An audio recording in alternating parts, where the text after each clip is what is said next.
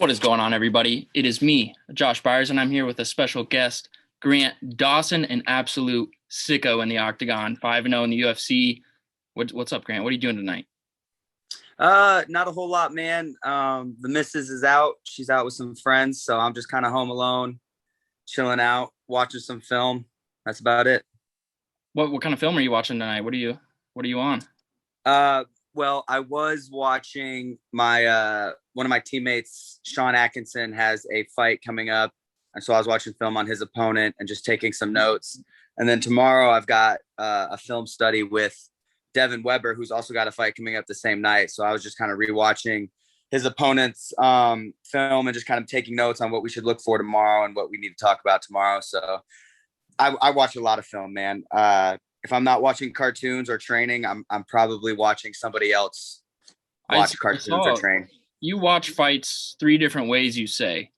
Mm-hmm. What are those three different ways? Because I thought that yeah, so I watch fights. I watch the same fights three different ways. The first way is as a fan. I just try to enjoy the fight, watch it, be excited. The second way I watch the fight is as a coach. What should he be doing better? How can my guys learn from this fight? What can I take away from this fight? And then I watch it as a critique, as if I was fighting the guy or guys.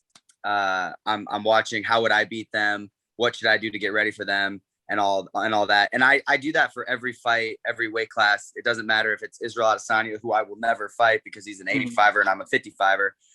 I still act like that's a style that I could fight someday. How would I beat this? So I feel like one of the things that separates me and the rest of our gym apart is we film study so much. You know, we obsess over this. We nerd out over this. This is fun to us. Watching film is not homework. It's fun. So I think that's one thing that I do differently. And I think it's one of the biggest attributes to my success. And I highly recommend any young fighters out there trying to up their game. The fastest way to do that, other than actually being in the gym, is film study. Yeah, because I heard that. And I really like that sentiment, 3-0, or three different ways of watching fights. And then speaking of where I saw that, it was your YouTube channel. You're doing a new series called The Up and Comer. And it's following some of your teammates, 3 of them to be exact, and leading up to their fight at FAC 8, there's Elle, there's Devin, and then there's Sean. Why did you decide that you wanted to do this? I think it's a great look at to show, anyone who's interested what it takes and the ups and downs of, achieving your goal essentially, which because all these people want to be in the UFC, that's their ultimate goal, but just really showing you, giving you that insight of what it takes, and it's not all pretty all the time.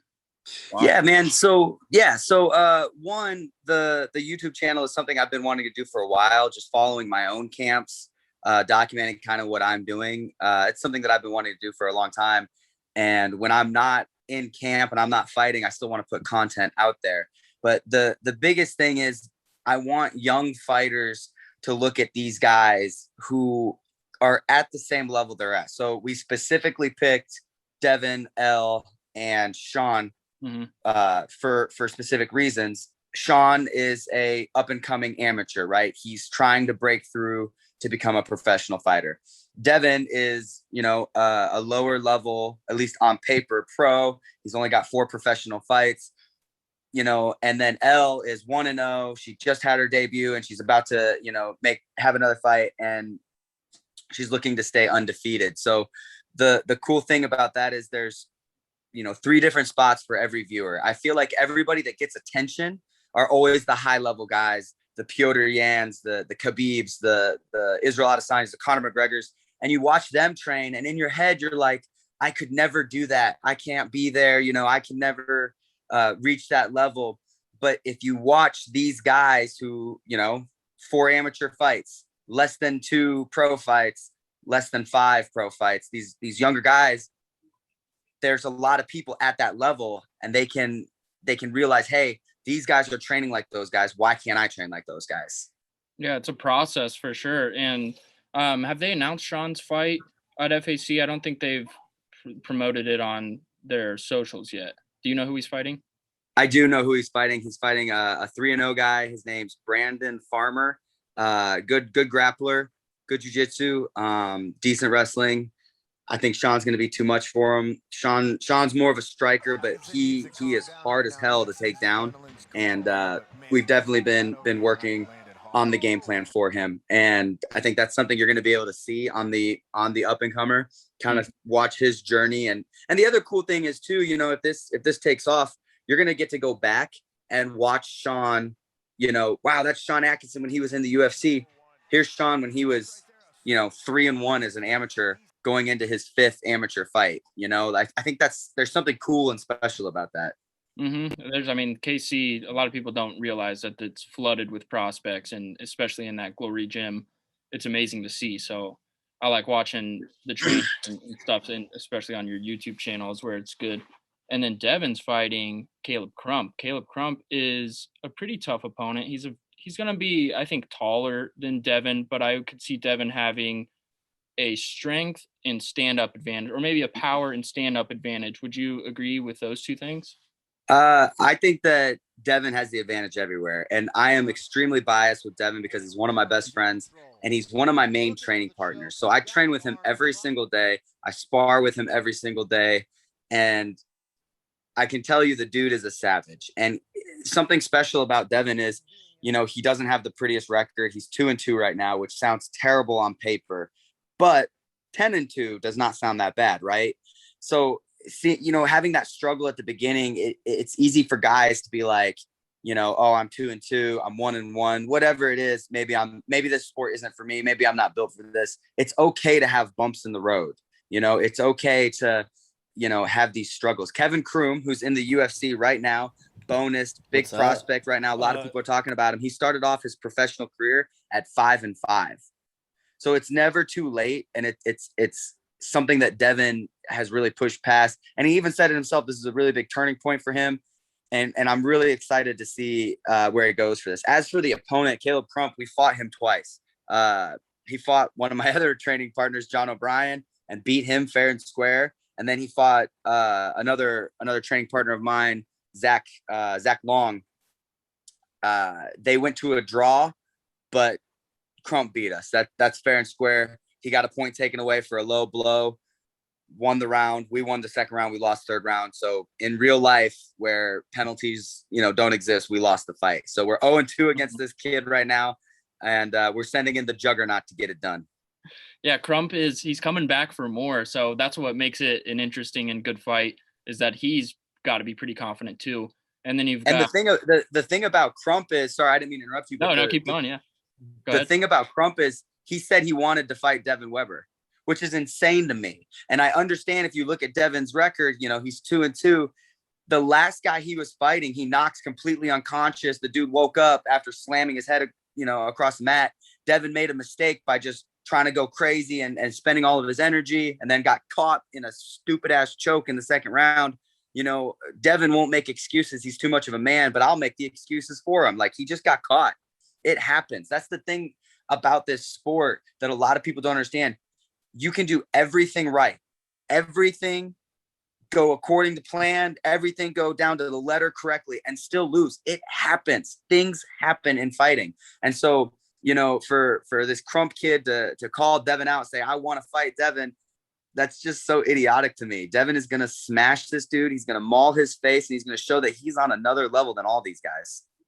That gets me excited for FAC 8 on May 7th, definitely. And then Elle as well is fighting. She got past Amanda Borg, and now she's 1-0 as a pro. How tough is the second fight after because you've experienced it, how tough is the second fight after you've got that first feeling of a 1-0 victory? Or I know for you, it's, you know, another fight. Is that how she feels, you think? Or I think that's a question for her. Yeah. I really don't. I don't know. I think that everybody deals with this differently. For me, the goal has always been world champion. So anything outside of the UFC has been like, are you nervous? For sure. Absolutely. Are you scared? Sure. Whatever. But for me, it's not about being 2-0. It's not about being 3-0, 4-0, 5-0, whatever it is. It's about getting closer to the UFC, you know? So for her to go in there, this is a tough fight for her. And it's different with her because she fights at 105. She's a female, and it's really hard to find competitors at that weight class who are also female. So you kind of you can't be too picky about who you're fighting, but at the same time, you don't want to just go in there against somebody that's going to blow you out of the water. Mm-hmm. I think this is a good matchup for us. It's a very tough matchup, but I definitely think that Elle has the skill and the mentality to beat this girl and make it look easy. And I'm really excited for her. And once again, she can go in there and do everything right and still lose. That's what these guys don't understand. But that's also what makes this sport so beautiful, because you can go in there and do everything wrong and still win. You know, in my last fight, it took me 4 seconds to win the fight. And that doesn't mean that I won in 4 seconds of the first round. I won with 1 second left of the last round in a fight that I was winning, but at the time we didn't know, you know, it was a close fight, and I won with 4 seconds left, knocked the dude out. Then there's 1 second left. So it really only takes that amount of time to win or lose. Yeah. We haven't talked about it, you know, too in depth. Did you think you were, I know, and you saw the videos with Kraus and stuff, did you think you were winning going into that third round? Personally, in my head, I scored it 1-1 going into the third. I thought that if I win the third round, I will win this fight. That's what I was thinking. But in the back of my mind, I kept telling myself, we don't know. Mm-hmm. These judges could have it 0-2, or they could have me up 2-0. They had me up 2-0. And watching the fight back, I definitely see why they had me up 2-0. It wasn't my most exciting or dominant performance, but I had cage control. I landed more big shots. I wobbled him. I did fancier things. If you take out him hip tossing me and me falling over when I took that bad shot in the second round, he didn't do anything. So I definitely, watching it back, had me up 2-0, and then getting the finish in the third just put the cherry on top. In my brain going into the fight, it was 1-1 and I was winning the third. So with that 1 second left, right before I knocked him out, I still believed I was going to win that fight. Yeah, it was your first fight at 55, but you have prior experience in the UFC, and you threw that, you know, spinning back head kick. That kind of surprised some people. I'm going to throw that in there, but like, where did that come from? So I do a lot of spinning stuff, you know, just to myself for fun. And, you know, people don't classify me as a striker. I'm actually a very good striker. But back in the day when I was only a wrestler, I would do a bunch of spinning stuff and flying knees to try to get people tall and leaning back so that their legs were more opened up. And so I shot on him in the second round. I took a really bad shot. He stuffed it, spun, took my back. You know, I fought to get back to my feet, and I turned. I heard the clacker, and I was like, man, this is a close round. They might give him that takedown. I need to do something. So I just, what's going to happen? You know, our rule is with 10 seconds left, you kind of get a free move, because they probably aren't going to submit you in 10 seconds. And it's going to be really difficult to knock you out in 10 seconds. Not impossible, but really difficult. So I kind of went out there and just wanted to throw something, do something different. What I was doing wasn't working. So let's do something different. Yeah, it was nice. And then, gosh, the ending of that fight was glorious. I mean, you took him out, a guy who's never been beat in the UFC, by the way, and you completely KO'd him. How elated were you after knowing that, you know, his mouthpiece is out, the ref doesn't even have to stop this, it's over? How good did that feel? So there's really 3 stages for me in that 4 seconds or 5 seconds or whatever. He goes for the leg lock. I bring this up, and I had to make a decision: pull my leg out and turn and face him, or leave my leg in. Maybe he submits me and I try to get the finish here. And I didn't, in my brain, even if he blew my ACL or whatever, I can fake that, because there's only 10 seconds left. I can fake, not being hurt for 10 seconds. And then we go to the decision. So I kept my leg in there. And my only thought process was, I might be able to turn this into a 10-8 round. That way, if I am down by 2, maybe this gets really interesting. Maybe one judge has me, whatever, and we can get a split. Mm-hmm. It's just quick things that were going through my head. So I start hitting, and the first one lands, and his hands kind of drop to his chest like this. And I was like, that's a really weird thing to do.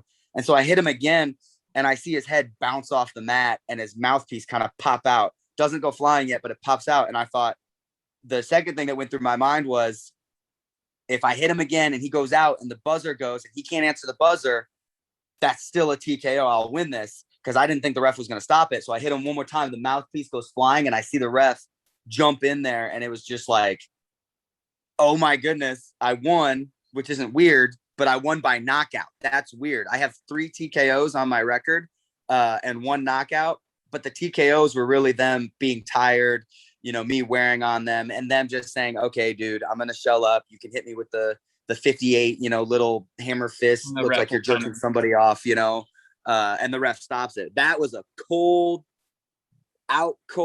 not moving, doesn't remember his name knockout. And I'm really, really proud of that. And it's something that I think is going to up my game even more, because now I know I at least have the ability to knock somebody out. That's just the evolution of Grant Dawson that we keep seeing. And 5-0 record in the UFC, it warrants you a name like a Clay Guida. You've gotten a little bit of backlash, I guess you could say, for calling him out, but you deserve a name like that. And why was that the guy? And you've been calling him out, I think, a couple times, but why is that the name that you want next? So I'm in a couple things here.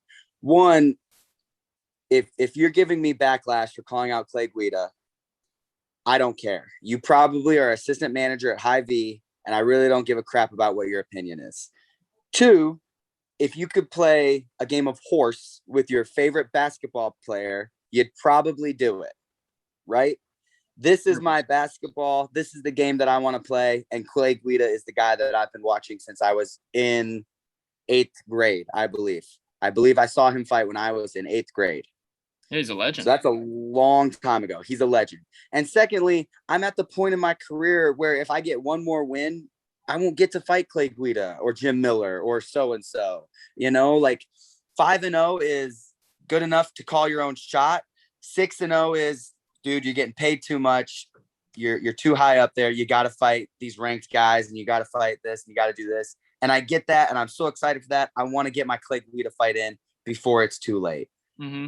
And you also mentioned Nasrat Haqparast. Is that a name that interests you? Absolutely. Kind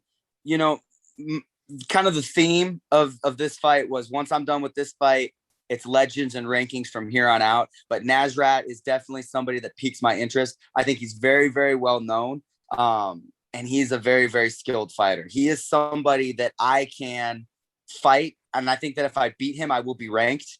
And he's somebody that will get my name out there. And he's a very good challenge. And I'm going to be completely honest. I think that he's somebody that I can make look foolish. I think that I can go in there and impose my will on him. I definitely think he's a really, really good fighter. I just think I'm a really, really great fighter.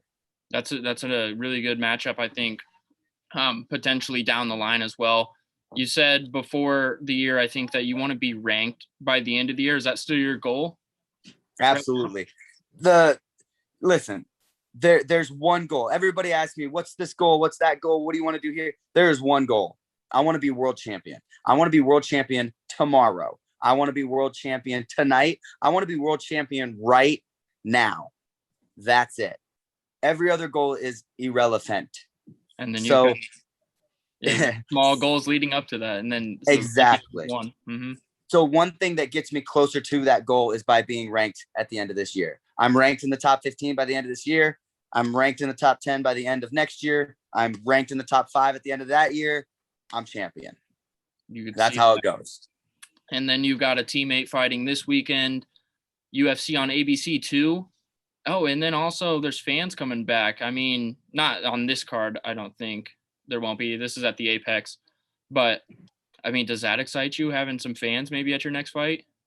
It does as a spectator. It does not as a competitor. I like watching the fights with fans. I like hearing the oohs and the ahs when I'm watching it on my TV.